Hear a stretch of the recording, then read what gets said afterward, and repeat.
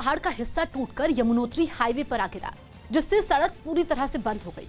इसमें किसी को कोई नुकसान तो नहीं पहुंचा, लेकिन इस घटना ने लोगों को खौफ से भर दिया। इस हादसे का दिल दहला देने वाला एक वीडियो भी सामने आया, जिसमें पहाड़ का एक बड़ा हिस्सा खिसककर यमुनोत्री हाईवे पर गिरता दिखाई दिया।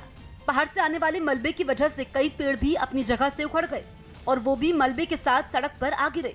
पहाड़ टूटने की इस घटना के बाद यमुनोत्री को जोड़ने वाली सड़क पूरी तरह से बंद हो गई। इस हादसे के समय वहां कुछ लोग नजर आए, जिनमें कुछ लोग दूर से इस पूरी घटना का अपने मोबाइल फोन से वीडियो बनाते रहे। पहाड़ टूटने की इस घटना का एक दूसरा वीडियो भी सामने आया, जिसमें पहाड़ से मिट्टी गिरती दिखी, लेकिन अगले ही पल पहाड़ ही खिसककर हाईवे पर आ गिरा। मलबे के साथ पहाड़ से पत्थर भी गिरते दिखे। कुछ लोग तो इस घटना को देखकर चिल्लाने लगे।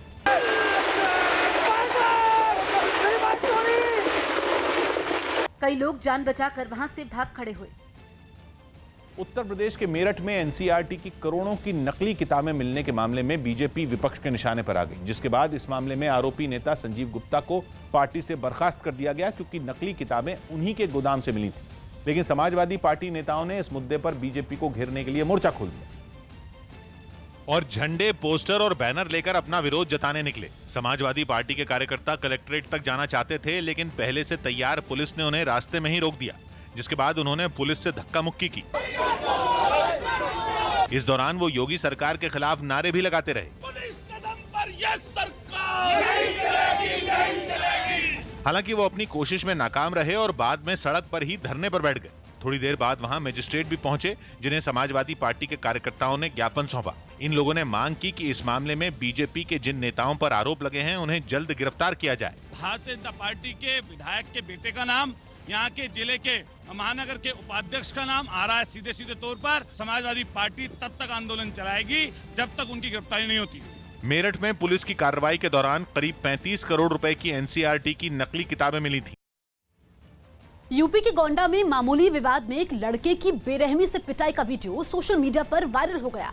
वीडियो के वायरल होने के बाद पुलिस ने इस मामले में केस दर्ज कर जांच शुरू कर दी और मारपीट करने वाले आरोपी की तलाश में जुट गई। वीडियो 1 अगस्त का बताया जा रहा है, जिसमें सफेद रंग की टी-शर्ट पहने एक आदमी प्लास्टिक की पाइप से एक लड़के को बेरहमी से पीटता दिखाई दिया।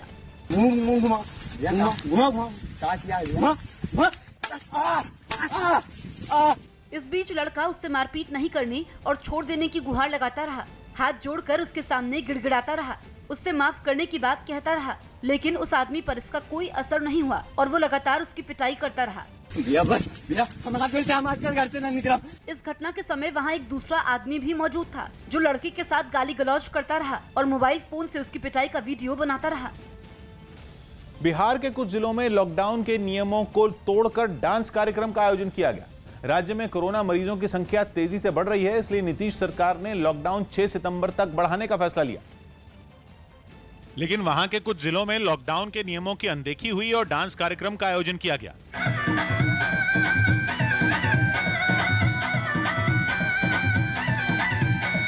समस्तीपुर जिले में तो लोगों ने गणेश उत्सव के नाम पर खुलेआम नियम तोड़े। वहां लोग गणेश प्रतिमा के सामने बेफिक्र होकर डांस करते दिखे। भोजपुरी गानों पर थिरकते इन लोगों को देखकर एक बार भी ऐसा नहीं लगा कि बिहार कोरोना संकट से जूझ रहा है, क्योंकि न तो उनके चेहरे पर मास्क था और न ही उनके बीच 2 गज की दूरी थी।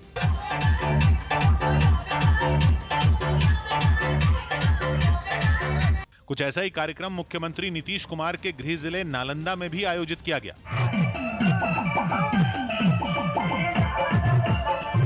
वहां भी कार्यक्रम में लोगों की भारी भीड़ उमड़ी। लोग बिना किसी चिंता के तस्वीरें खींचते दिखे और इस चक्कर में सोशल डिस्टेंसिंग का नियम भूल गए।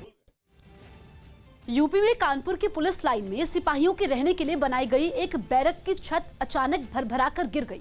इस हादसे में एक सिपाही की मौत हो गई, जबकि कई घायल हो गए। हादसा रात 9:30 बजे के करीब हुआ, जब ड्यूटी के बाद तमाम सिपाही आराम कर रहे थे। तभी बैरक की छत अचानक गिर गई, जिसके मलबे में कई सिपाही दब गए। हादसे के बाद वहां चीख पुकार मच गई। आनन फानन में मलबे में दबे लोगों को बाहर निकालने का काम शुरू किया गया। हादसे की वजह से वहां कई लोग बुरी तरह घायल दिखाई दिए।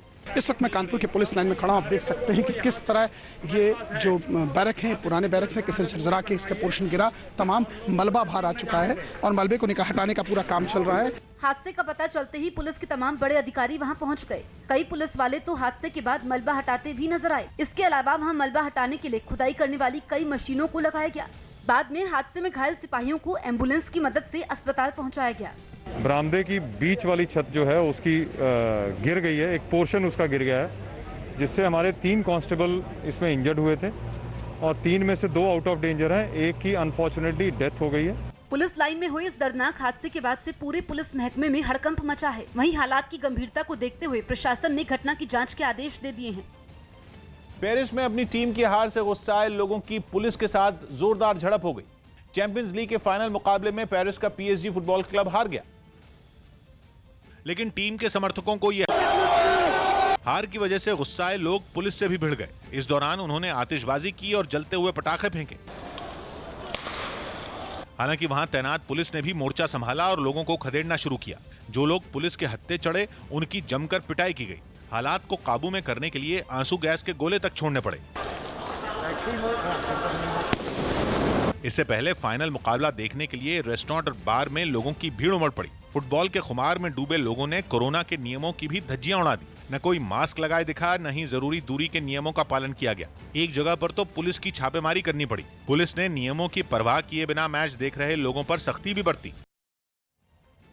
लीबिया की राजधानी त्रिपोली में लोगों ने जबरदस्त विरोध प्रदर्शन किया। लोगों ने संयुक्त राष्ट्र के समर्थन वाली सरकार के नियंत्रण वाले इलाकों में भ्रष्टाचार और जरूरी सुविधा मुहैया नहीं करवाने के विरोध में यह प्रदर्शन किया। सरकार के खिलाफ इस विरोध प्रदर्शन में सैकड़ों लोग शामिल हुए, जिन्होंने राजधानी त्रिपोली की सड़कों पर उतरकर अपना गुस्सा जाहिर किया। प्रदर्शन की जो तस्वीरें सामने आई, उनमें एक तस्वीर में कई प्रदर्शनकारी बीच सड़क पर एक कार में तोड़फोड़ करते दिखे। कोई कार का शीशा तोड़ता दिखा तो कोई दरवाजे को लात मारता नजर आया।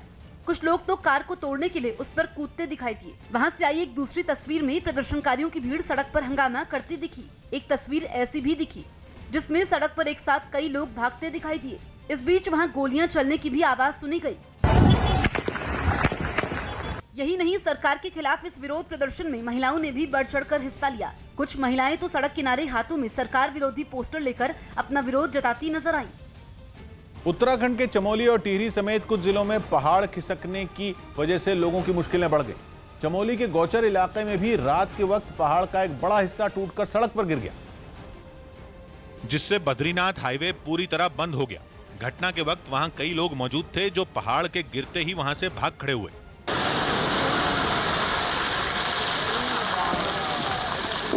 रात के अंधेरे में नुकसान का ज्यादा अनुमान नहीं लगा, लेकिन सुबह के वक्त पूरी सड़क मलबे में दबी नजर आई। सड़क बंद होने की वजह से कई लोग भी वहां फंस गए। भारी तादाद में सड़क पर गिरे मलबे को पूरी तरह तो नहीं हटाया जा सका, लेकिन उसके ऊपर से गाड़ियों के गुजरने लायक रास्ता बना दिया गया। गौचर के अलावा टिहरी जिले के नरेंद्र नगर में भी पहाड़ का बड़ा हिस्सा सड़क पर गिरने से रास्ता पूरी तरह बंद हो गया। फिर एक खुदाई करने वाली मशीन को मलबा हटाने के काम में लगाया गया। इस मार्ग को सुचारीकरण किए जाने की कार्यवाही निरंतर की जा रही है। बताया गया कि इस रास्ते के बंद होने के बाद ऋषिकेश से टिहरी और उत्तरकाशी जाने वाली गाड़ियों को दूसरे रास्ते से भेजा गया। सीरिया की राजधानी दमिश्क में गैस पाइपलाइन में धमाके के बाद भीषण आग लग गई, जिसकी वजह से पूरा सीरिया रात भर अंधेरे में रहा।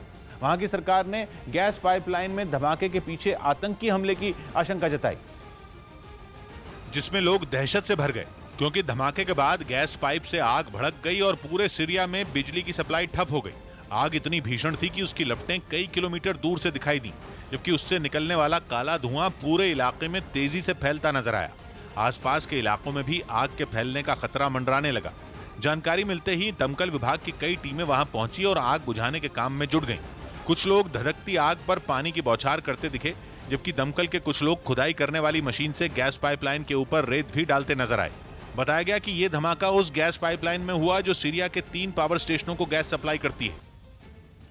गुजरात के सुरेंद्रनगर में सैलाब में बह रहे एक आदमी की जान बाल बाल बच गई। वहां रुक रुक कर हो रही बारिश की वजह से नदी में पानी बढ़ गया, जिससे बाढ़ के हालात बन गए और एक आदमी उसमें बहता नजर आया, जिसकी चीख पुकार सुनने के बाद कुछ लोग वहां इकट्ठा हो गए।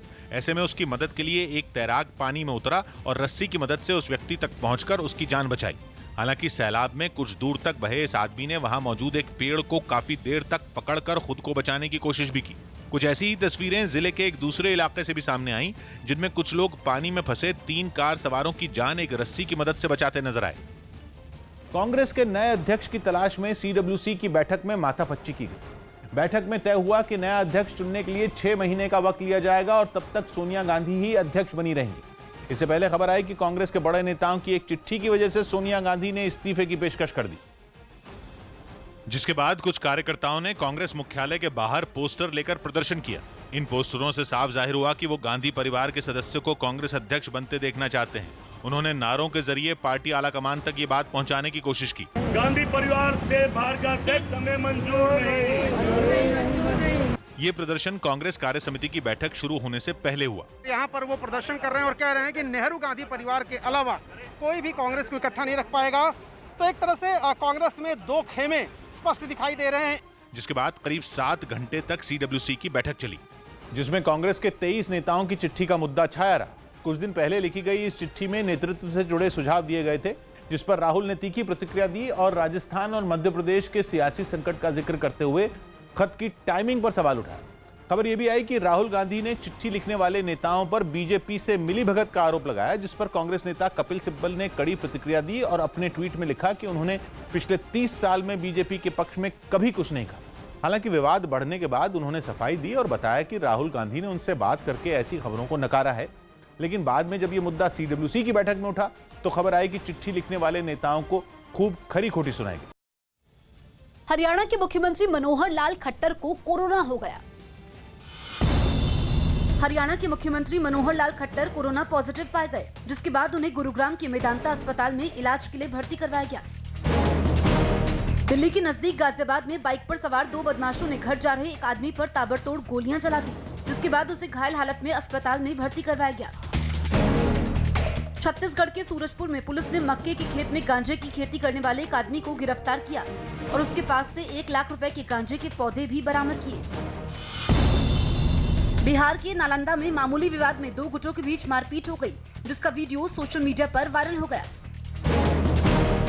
यूपी के बलिया में एक पत्रकार की बदमाशों ने गोली मारकर हत्या कर दी। हत्या की वजह अभी तक साफ नहीं हो पाई है। यूपी के मेरठ में मामूली विवाद में कुछ लोगों ने पेट्रोल पंप के कर्मचारियों से मारपीट की और उनसे रुपयों से भरा बैग छीनकर फरार हो गए। बेलारूस में सरकार विरोधी प्रदर्शनकारियों के समर्थन में उसके पड़ोसी देश भी खुलकर सामने आ रहे हैं। बेलारूस में राष्ट्रपति एलेक्जेंडर लुकाशेंको के खिलाफ पिछले कई दिन से प्रदर्शन हो रहे हैं। लेकिन अब बेलारूस के पड़ोसी देश भी इन प्रदर्शनों के समर्थन में उतर आए। पड़ोसी देश लिथुआनिया में करीब 50,000 लोग सड़क पर उतरे और 30 किलोमीटर लंबी मानव श्रृंखला बनाई। इन लोगों ने एक दूसरे का हाथ थामकर बेलारूस के प्रदर्शनकारियों का समर्थन किया। इस कार्यक्रम में वहां के राष्ट्रपति भी शामिल हुए। इसी तरह यूक्रेन में भी प्रदर्शनकारियों के समर्थन में मार्च निकाला गया। राजधानी कीव में सैकड़ों लोग इकट्ठा हुए और बेलारूस के दूतावास का घेराव किया। इन लोगों ने बेलारूस के राष्ट्रपति एलेक्जेंडर लुकाशेंको का पुतला भी फूंका। यूरोप के एक दूसरे देश चेक रिपब्लिक में भी लोगों ने मानव श्रृंखला बनाई और बेलारूस में चल रहे सरकार विरोधी प्रदर्शनों का समर्थन किया। पटना में कुछ स्वास्थ्य कर्मियों ने बिहार के स्वास्थ्य मंत्री के आवास का घेराव किया। पक्की नौकरी और वेतन बढ़ाने की मांग पर ये प्रदर्शनकारी पिछले कई दिनों से हड़ताल पर हैं। और सरकार की तरफ से कोई सुनवाई नहीं होने पर इन लोगों ने अपना आंदोलन तेज कर दिया। कुछ प्रदर्शनकारी स्वास्थ्य मंत्री के आवास पर पहुंच गईं और गेट के बाहर जमकर नारेबाजी की। इतना ही नहीं, प्रदर्शन में शामिल लोग थोड़ी देर के लिए मंत्री के गेट के बाहर ही धरने पर बैठ गए। अपनी मांगों के समर्थन में बैनर पोस्टर लिए इन प्रदर्शनकारियों ने नीतीश सरकार पर अनदेखी का भी आरोप लगाया। स्वास्थ्य मंत्री जी का वादा था एक्सपीरियंस के आधार पर उनका नियमितीकरण किया जाएगा, बट ऐसा कुछ नहीं हुआ। इन स्वास्थ्य कर्मियों ने उनकी मांगें पूरी नहीं होने पर उग्र आंदोलन की चेतावनी भी दी। अमेरिका के विस्कॉन्सिन के केनोसा शहर में पुलिस के अफ्रीकी मूल के एक अमेरिकी नागरिक को गोली मारने के बाद वहां हालात तनावपूर्ण हो गए और शहर में कर्फ्यू लगाना पड़ा। मई में ही अमेरिका के मिनेसोटा में अफ्रीकी मूल के एक दूसरे अमेरिकी नागरिक जॉर्ज फ्लॉयड की पुलिस की बर्बरता से मौत होने के बाद दुनिया भर में प्रदर्शन हुए थे। लेकिन 3 महीने के अंदर ही एक बार फिर पुलिस के अफ्रीकी मूल के एक नागरिक पर गोली चलाने का मामला सामने आ गया। घटना के वीडियो में वो आदमी पुलिस वालों के सामने अपनी गाड़ी की तरफ बढ़ता हुआ दिखा। इस दौरान एक पुलिस वाला लगातार उसके पीछे बंदूक ताने चलता रहा और जैसे ही वो कार में बैठने लगा, पुलिस वाले ने उसे पकड़ा और उसकी पीठ पर गोलियां चला दी। 1-2 नहीं, लगातार 7 बार गोलियों की जोरदार आवाज सुनाई दी और फिर तो चीख पुकार मच गई।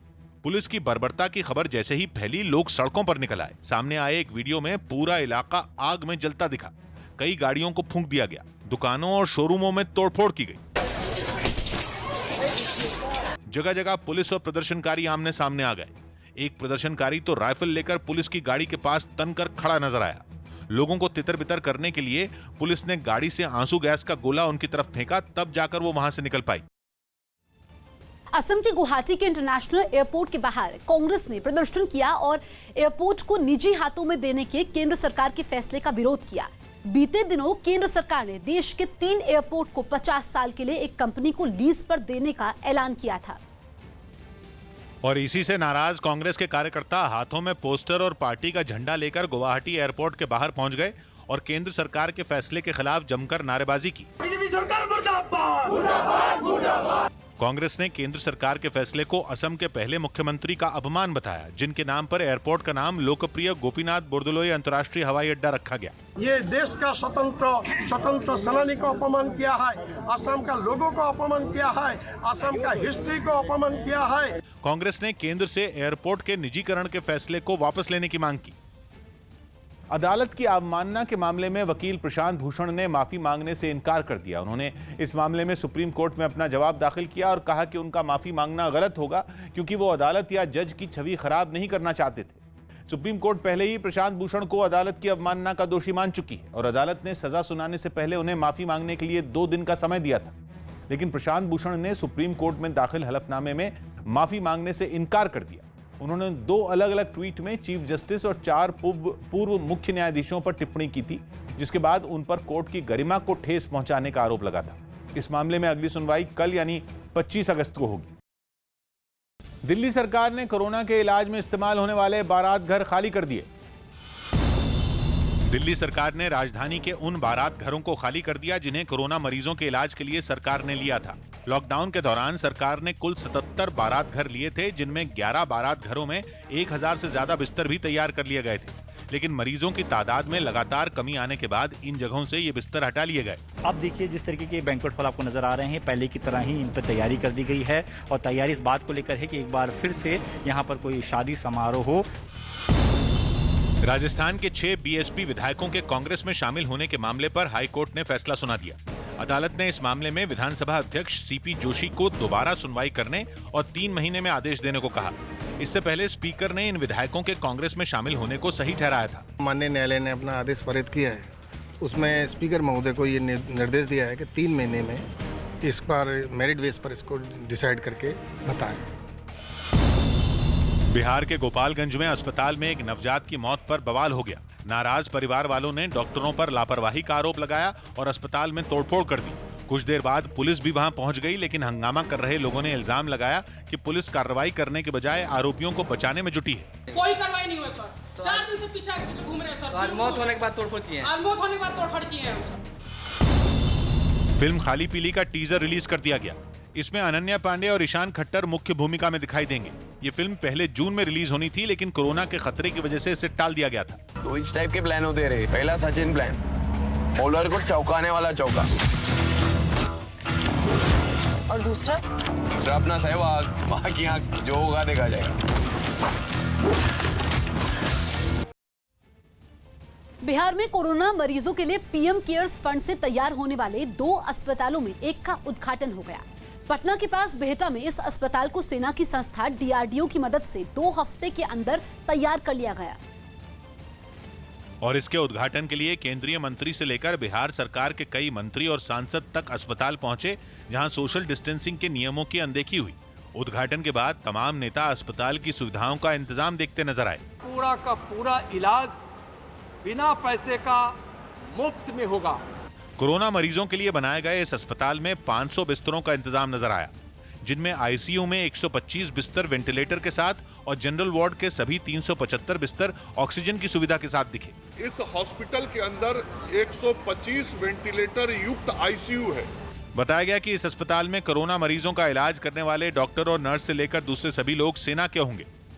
रूस के मॉस्को में आर्मी 2020 नाम के मिलिट्री एक्सपो की शुरुआत हो गई। करीब 1 हफ्ते चलने वाले इस एक्सपो में भारत समेत 70 देश हिस्सा ले रहे हैं। जिन्होंने अपने हथियारों का प्रदर्शन किया। इसके अलावा वहां टैंकों की एक प्रतियोगिता भी आयोजित की गई, जिसमें उनकी ताकत परखी गई। इस प्रतियोगिता में हिस्सा लेने वाली टीमें अपने टैंकों को तेजी से दौड़ाती नजर आईं। इस दौरान उन्हें पानी से भी गुजारा गया। इसके अलावा उनकी निशाना लगाने की काबिलियत भी जांची गई। इससे पहले रूस के रक्षा मंत्री ने इस एक्सपो की शुरुआत की। हालांकि इस मिलिट्री एक्सपो में ईरान की मौजूदगी ने सबको चौंका दिया। सामने आए एक वीडियो में ईरान के रक्षा मंत्री रूस के S-400 मिसाइल डिफेंस सिस्टम के बारे में जानकारी लेते नजर आए। बताया गया कि उन्होंने कई दूसरे रूसी हथियारों में भी दिलचस्पी दिखाई। पश्चिम बंगाल के मेदिनीपुर में बारिश की वजह से 2 नदियों के तटबंध टूट गए, जिससे रिहायशी इलाकों में पानी भर गया। इससे वहां रहने वाले लोगों की मुश्किलें भी काफी ज्यादा बढ़ गई। और इन हालात में वो इतने मजबूर हो गए कि उन्हें एक जगह से दूसरी जगह जाने के लिए नाव का सहारा लेना पड़ा। लोगों के मकान और खेत पानी में डूबे नजर आए। ऐसे में इन लोगों के पास दूर से ही बर्बादी के इस मंजर को देखने के अलावा दूसरा कोई चारा नहीं बचा। तटबंध टूटने से नदी का पानी तेजी से रिहायशी इलाकों की तरफ बढ़ता दिखाई दिया, जिस वजह से उन जगहों में दूर दूर तक सिर्फ पानी ही पानी नजर आया। पश्चिम बंगाल के बर्धमान से एक हादसे की हैरान करने वाली तस्वीर सामने आई। वहां धान की बोरियों से लदी एक ट्रैक्टर ट्रॉली का टायर सड़क के किनारे गीली मिट्टी में फंस गया और कुछ ही देर बाद भारी वजन के कारण ट्रॉली एक तरफ को पलटकर नदी में गिर गई। ट्रॉली के वजन ने ट्रैक्टर को भी नदी में खींच लिया और भारी भरकम ट्रैक्टर भी नदी में जा गिरा। हादसे से पहले जब इस ट्रैक्टर ट्रॉली का टायर गीली मिट्टी में फंसा तो उसी दौरान उसका ड्राइवर भी नीचे उतर गया था। इसलिए जब ट्रैक्टर ट्रॉली नदी में गिरी तो उस पर कोई भी सवार नहीं था। नदी में पानी इतना गहरा था कि गिरने के साथ ही ट्रैक्टर ट्रॉली उसमें डूब गई। बताया गया कि इस हादसे में कई क्विंटल धान बर्बाद हो गया। इस वक्त की बड़ी खबर आपको बता दें, पाकिस्तान की ओर से सीमा पर गोलीबारी का मुंहतोड़ जवाब देते हुए भारत ने पाकिस्तान के 3 फॉरवर्ड पोस्ट को तबाह कर दिया है। भारतीय सेना के हमले में 12 से ज्यादा जवान घायल हो गए हैं। भारतीय सेना की गोलीबारी से पीओके में भिम्बर और समानी सेक्टर में काफी नुकसान पहुंचा है। दरअसल पाकिस्तान की ओर से LOC पर भारत के 3 सेक्टरों नौशेरा, अखनूर और सुंदरबनी में भारी फायरिंग की गई थी, जो देर रात तक जारी रही थी और अब भारत ने भी मुंहतोड़ जवाब दिया है। फॉरवर्ड पोस्ट को तबाह किया है पाकिस्तान की। इसके अलावा पाकिस्तानी सैनिक भी घायल हुए हैं। बताया जा रहा है कि भारतीय सेना के हमले में 12 से ज्यादा जवान घायल हो गए हैं। बात करते हैं मथुरा की। मथुरा में जर्जर हालत में खड़ी पानी की टंकी को गिरा दिया गया। यूपी के मथुरा में सालों से जर्जर हालत में खड़ी 70 फीट ऊंची पानी की एक टंकी को नगर निगम की तरफ से गिरा दिया गया। दिल्ली के पास यूपी के नोएडा में गाड़ी खराब होने से सुनसान सड़क पर फंसी एक डॉक्टर की पुलिस कमिश्नर ने मदद की। मध्य प्रदेश के सतना में एक इनामी बदमाश की तलाश में गई यूपी STF की टीम ने 3 लोगों को गिरफ्तार कर लिया। हैदराबाद पुलिस ने ट्रांसप्लांट के लिए मानव अंग लेकर जा रही एक एम्बुलेंस के लिए एयरपोर्ट से अस्पताल तक ग्रीन कॉरिडोर बनाया। 2019 में पुलवामा में हुए आतंकी हमलों की जांच में जुटी NIA आज जम्मू की स्पेशल कोर्ट में चार्जशीट फाइल करेगी। दिल्ली में पकड़े गए चीनी जासूस के 2 साथियों को पुलिस ने हिमाचल से गिरफ्तार कर लिया। इनमें एक चीनी महिला भी शामिल है। जम्मू कश्मीर की मशहूर डल झील की सफाई अब खास तरह की मशीनों से होगी। आसपास रहने वाले लोगों के साथ ही पर्यटक भी अब तक झील में गंदगी की शिकायत करते रहे और इसीलिए प्रशासन ने झील की सफाई के लिए मशीनों की मदद लेने की ठानी और करीब 4 करोड़ की लागत से कई मशीनें मंगवाई गईं। इनमें कुछ मशीनें झील के किनारों की सफाई करती दिखाई दी, जबकि कुछ मशीनें तैरते हुए पानी के बीचों बीच जाकर वहां उगी घास और कचरे को साफ करती नजर आईं। पहले भी क्लीन होता बट मैनुअली होता था यहाँ पे क्लीन, बट मुझे लगता है कि ये बहुत बड़ा इनिशिएटिव लिया है। इतना ही नहीं, मशीनों के आने के बाद अब झील की सफाई रोजाना की जा सकेगी। ये मशीन्स 2 शिफ्ट्स में चलेंगी और 500 टन के आसपास जो फ्रेश वीड है वो एक्सट्रैक्ट करेंगे हम डेली बेसिस पे। सफाई के अलावा इन मशीनों के जरिए झील से एक साथ कई टन घास फूस और कचरे को आसानी से बाहर निकालकर नष्ट किया जा सकेगा। हरियाणा के पंचकुला से सांड के हमले की एक डरा देने वाली तस्वीर सामने आई, जहां एक सांड ने शहर के एक इलाके में करीब 5 घंटे तक आतंक मचाया और जब उसे भगाने की कोशिश की गई तो वो भड़क गया और उसने भगाने वाले पर ही हमला कर दिया। इस घटना का एक वीडियो भी सामने आया जिसमें एक मकान के बगल में एक सांड खड़ा दिखा। तभी एक आदमी लाठी लेकर उसके करीब पहुंचा और उसे मकान के पास से हटाने की कोशिश की, लेकिन सांड भागने के बजाय उस आदमी पर बुरी तरह से टूट पड़ा। जान बचाने के लिए उस आदमी ने लाठी से सांड को पीटना शुरू कर दिया, जबकि सांड ने उसे दौड़ाते हुए धक्का दे दिया, जिससे वो बेसुध होकर सड़क पर गिर पड़ा। सांड के हमले के बाद आसपास के लोग लाठियां लेकर दौड़े और उसे खदेड़ दिया। साथ ही लोगों ने सड़क पर घायल पड़े आदमी को उठाकर घर भेज दिया। बताया गया कि पंचकुला के सेक्टर 26 में सांड ने कई और लोगों पर हमला किया। दुनिया भर में जारी कोरोना संकट के बीच चीन के शासन वाले इनर मंगोलिया प्रांत में एविएशन फेस्टिवल का आयोजन किया गया। हालांकि कोरोना का असर इस फेस्टिवल पर भी पड़ा, जिस वजह से इस साल दूसरे देशों की टीमों को कार्यक्रम में भाग लेने की इजाजत नहीं दी गई।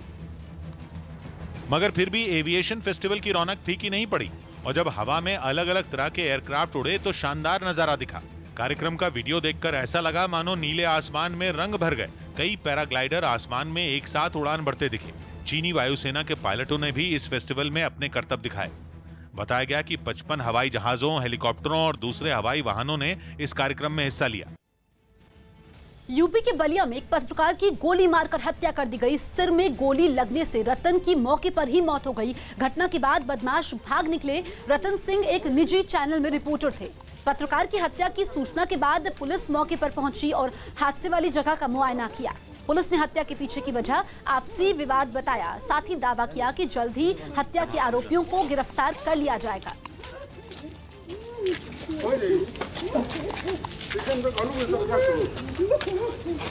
ये लोग एक सोनू दिल्ली जाता था उधर और जाता था, बैठता था, रतन की अवधि आता था। अब कहाँ से किस तरह से आ गए यहाँ पर।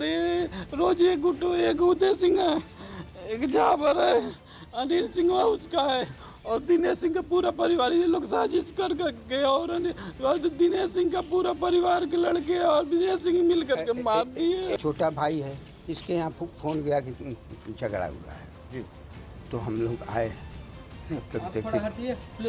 थोड़ा हटिए, जी बताइए। तो आए तो देखे तो इनके हाथे में लड़के को गोली मार दी। झगड़ा हुआ था। हाँ। अरे भैया कितने बजे घटना है? हमारे यहाँ इनके यहाँ फोन आया। हमारे यहाँ फोन आया। रतन सिंह फेफना के ही रहने वाले हैं जी। इनके साथ आज एक घटना हुई है ग्राम प्रधान के कैंपस के अंदर, उनके घर के। क्या घटना हुई है सर? गोली मार करके उनकी हत्या कर दी गई है जी। उसके तथ्यों और कारणों का सबका पता किया जा रहा है और जो तथ्य पता चले हैं उससे ये पता चलता है कि पूर्व में इनके पटीदारों से कुछ विवाद था। उस विवाद के संदर्भ में ही यह घटना कारित हुई है। जितने भी आरोपी हैं अभी पता उनके किए जा रहे हैं। जितने भी आरोपी हैं सबको बहुत ही शीघ्र ही गिरफ्तार कर लिया। में रिपोर्टर थे, अब इन चीज़ों का भी गहराई से पता किया। सुशांत सिंह राजपूत केस की जांच कर रही सीबीआई ने दिन भर अलग अलग जगहों पर पहुंचकर केस की कड़ियां जोड़ने की कोशिश की। हालांकि रिया चक्रवर्ती या रिया के परिवार के किसी सदस्य से अब तक पूछताछ नहीं हुई। लेकिन सुशांत केस के 3 अहम किरदारों से घंटों तक पूछताछ हुई। डीआरडीओ के जिस गेस्ट हाउस में सीबीआई के अफसर ठहरे हैं, वहीं सुशांत के पूर्व सीए रजत मेवाती, रसोइये नीरज सिंह और दोस्त सिद्धार्थ पिठानी को बुलाया गया। इस समय डीआरडीओ गेस्ट हाउस में जिसमें जो सीबीआई है वो ठहरी हुई है, वहां पर 3 लोगों से पूछताछ चल रही है। फिर सीबीआई के अधिकारी उस होटल तक भी पहुंचे जहां सुशांत हीलिंग थेरेपी के लिए ठहरते थे। सीबीआई की एक टीम इस वक्त मरोल के इसी वाटर स्टोन होटल में पहुंची हुई है। थोड़ी देर पहले वो टीम पहुंची है और पहुंचने की मुख्य वजह यह है क्योंकि इस होटल में सुशांत सिंह राजपूत करीब 2 महीने तक रुके थे। सबसे अहम कूपर अस्पताल के वो डॉक्टर हैं जिन्होंने सुशांत का पोस्टमार्टम किया था। डॉक्टरों से दोबारा सवाल पूछने के लिए सीबीआई की एक टीम कूपर अस्पताल भी पहुंची। सुशांत के परिवार के वकील का मानना है कि रिया से पूछताछ से पहले सीबीआई कुछ सबूत जुटाना चाहती है। रिया को समन्स देने के पहले शायद, मेरा अपना ये फीलिंग है कि शायद सीबीआई बहुत अच्छे तरह से घेराबंदी कर रही है कि जिसमें कि सारे तथ्य इकट्ठा कर ले, उसके बाद ही रिया से पूछताछ हो। इस बीच एम्स के 5 डॉक्टरों का एक बोर्ड बनाया गया है जो सुशांत के पोस्टमार्टम से जुड़ी जानकारियों को देखेगा।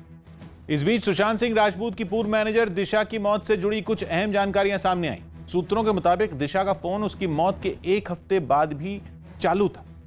दिशा की मौत 8 जून की रात को हुई थी और मुंबई पुलिस की थ्योरी के मुताबिक दिशा ने 14वीं मंजिल से कूदकर खुदकुशी की। लेकिन फोन कॉल डिटेल के मुताबिक दिशा के फोन का इस्तेमाल 17 जून तक होता रहा। इस दौरान बड़ी संख्या में व्हाट्सएप कॉल किए भी गए और फोन पर इसी तरह की कॉल आती भी रही। हालांकि मुंबई पुलिस के सूत्रों के मुताबिक दिशा का फोन घटना के बाद ही जब्त कर लिया गया था और जब्त किए गए फोन फोरेंसिक टीम के पास जांच के लिए रखे जाते। इस दौरान फोन को ऑन भी किया जाता। हालांकि पुलिस का दावा यह है कि जांच के दौरान फोन पर आने वाले कॉल या मैसेज का जवाब नहीं दिया जाता। राजस्थान के भीलवाड़ा में गोवटा बांध के ओवरफ्लो होने के बाद बड़ी संख्या में लोग पिकनिक मनाने पहुंच गए।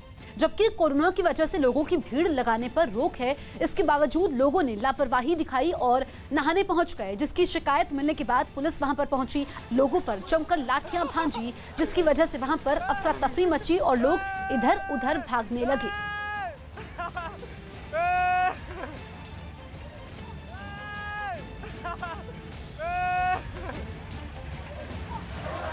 प्रशासन की अनदेखी के बाढ़ की मार झेल रहे उत्तर प्रदेश के 16 जिलों के लोगों की परेशानी बढ़ा दी। हालांकि कई इलाकों में बाढ़ का पानी घटता दिखा, लेकिन प्रशासन पीड़ितों की मदद के लिए पहुंच सके ऐसा नजर नहीं आया। और जब लोग प्रशासन के रवैये से हताश हुए तो अपनी मदद खुद करने का बीड़ा उठा लिया, जिसकी एक तस्वीर बहराइच के टिल्लूपुरवा गांव में दिखी, जहां छोटे छोटे बच्चों से लेकर बड़े बुजुर्ग तक घरों से जरूरी सामान लेकर सुरक्षित ठिकाने की तरफ जाते दिखे। और ये सुरक्षित ठिकाना एक स्कूल की छत पर नजर आया, जहां पहुंचने के लिए बच्चों से लेकर बुजुर्ग तक बांस की सीढ़ी की मदद लेते दिखे और तिरपाल के साए में धूप और बारिश से बचने का इंतजाम नजर आया। घाघरा का पानी यहाँ तक गाँव में घुस आया है, तो अब जो बच्चे हैं उनको भी मुश्किल हो रही है, जो बुजुर्ग हैं उनको भी मुश्किल हो रही है, सभी को मुश्किलों का सामना करना पड़ा। ऐसी ही तस्वीर बहराइच के ही गोलागंज गांव की भी दिखी, जहां हर तरफ पानी ही पानी नजर आया। यहां भी जब सड़कों से लेकर घर आंगन तक पानी घुस गया तो जान बचाने के लिए लोग स्कूल की छत पर ही शरण लेते नजर आए, जो प्रशासन के रवैये से नाराज दिखे। जो भी कोई अधिकारी आता है बंधे के ऊपर घूम टहल के निकल जाता है।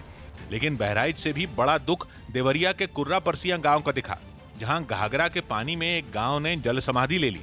हर साल आने वाली बाढ़ में अपनी घर की निशानी तलाशने वाले यहाँ आकर सुबकते दिखे। हो गया तो क्या बताया जाए, क्यों रो रहे हैं आप? उत्तर प्रदेश में गांव ही नहीं, मुरादाबाद जैसे शहर के निचले इलाके भी बाढ़ की चपेट में आते नजर आए, जहां रामगंगा नदी का पानी गली मोहल्लों में नजर आया और लोगों की परेशानी बढ़ गई। राजस्थान के पाली में लगातार हो रही बारिश की वजह से कई नदियां और नाले उफान पर हैं, जो लोगों के लिए मुश्किल का सबब बनते जा रहे हैं।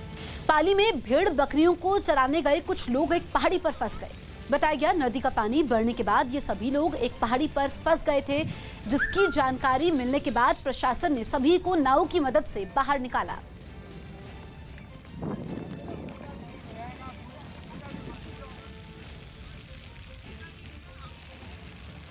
इंडोनेशिया के नॉर्थ सुमात्रा में एक बार फिर माउंट सिनबुंग ज्वालामुखी में विस्फोट हुआ, जिससे इलाके के लोग दहशत से भर गए। 15 दिनों के अंदर वहां तीसरी बार यह ज्वालामुखी फटा, जिससे इलाके के लोग दहल उठे। इस विस्फोट के बाद आसमान में लगभग 1500 मीटर तक राख का गुबार फैल गया। ज्वालामुखी से निकलने वाले मलबे से आसपास के इलाके ढह गए। सामने आई एक तस्वीर में इलाके के मकान, खेत और गाड़ियां सब राख से लिपटी हुई नजर आईं। सड़कों पर भी ज्वालामुखी से निकलने वाली राख की मोटी परत बिछ गई।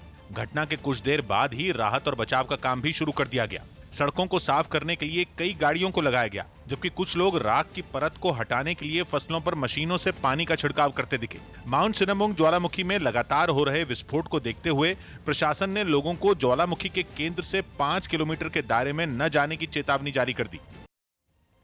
यूपी के मेरठ के पेट्रोल पंप कर्मचारियों की कुछ लोगों ने बेरहमी से पिटाई कर दी। बताया गया कि पेट्रोल डलवाने के बाद कुछ लोगों की पेट्रोल पंप के कर्मचारियों से पैसों को लेकर विवाद हुआ, जिसके बाद उन्होंने पेट्रोल पंप के कर्मचारियों को जमकर पीटा। हालांकि इस बीच वहां मौजूद लोगों ने बीच बचाव करने की कोशिश भी की, मगर पिटाई करने वाले लोग नहीं माने। आरोप है कि हमला करने वाले लोग पेट्रोल पंप कर्मचारियों से पैसे भी लूट ले गए, जिसके बाद कर्मचारियों ने पिटाई करने वालों के खिलाफ केस दर्ज करवा दिया।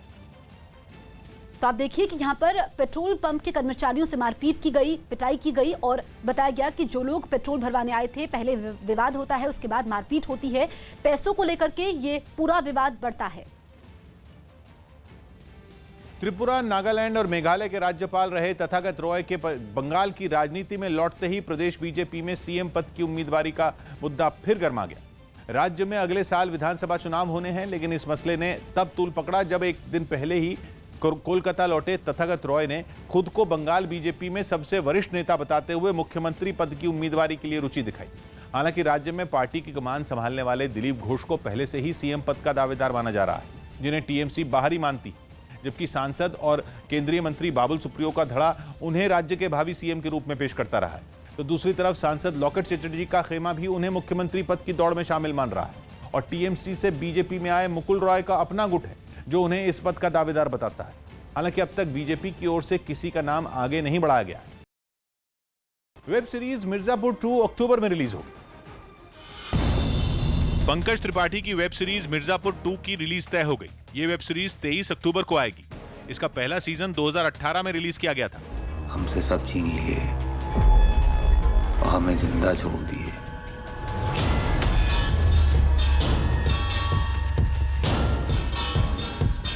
गलती की। दिल्ली के पालम में दादादेव अस्पताल में ऑनलाइन ओपीडी की शुरुआत की गई। सीएम अरविंद केजरीवाल ने इसके लिए एक मोबाइल ऐप भी लॉन्च किया। इस ऐप के जरिए गर्भवती महिलाएं ऑनलाइन रजिस्ट्रेशन करा सकेंगी, जिससे उन्हें कोरोना संकट के बीच लाइन में लगने की जरूरत नहीं होगी। इस मौके पर सीएम ने जल्द इस अस्पताल में बिस्तरों की संख्या 106 से बढ़ाकर 281 करने का भी ऐलान किया। इस ऐप के जरिए लोगों को फायदा होगा, वो अपना अपॉइंटमेंट जो है ऐप के जरिए घर बैठ के ले सकते हैं। यूपी के मथुरा में एक पानी की टंकी को गिरा दिया गया। बताया गया कि पानी टंकी काफी जर्जर हो गई थी, जो हादसे को दावत दे रही थी, जिसकी जानकारी मिलने के बाद प्रशासन ने 70 फीट ऊंची पानी की टंकी को गिरा दिया। बताया गया कि यह टंकी 40 साल पहले बनाई गई थी। लोगों ने आरोप लगाया कि टंकी को गिराने का जिम्मा एक ठेकेदार को दिया गया था, जिसने टंकी गिराने के लिए कोई भी सुरक्षा के इंतजाम नहीं किए और मिट्टी खोदने वाली मशीन की मदद से उसे गिरा दिया। अमेरिका के मैसाचुसेट्स में राष्ट्रपति डोनाल्ड ट्रंप के समर्थकों ने उनके प्रचार के लिए समंदर में नावों की रैली निकाली। 3 नवंबर को अमेरिका में राष्ट्रपति पद के चुनाव होने वाले हैं। मगर कोरोना का खतरा भी बरकरार है। ऐसे में डोनाल्ड ट्रंप के समर्थकों ने उनके लिए वोट मांगने का अनोखा तरीका अपनाया।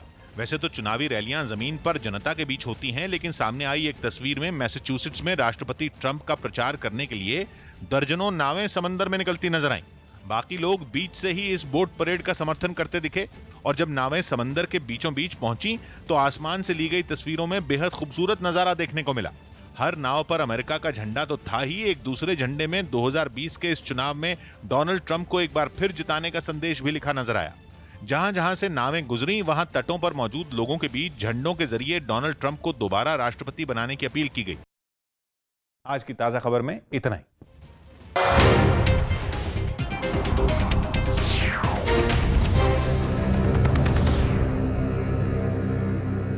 न्यूज़ 18 इंडिया पर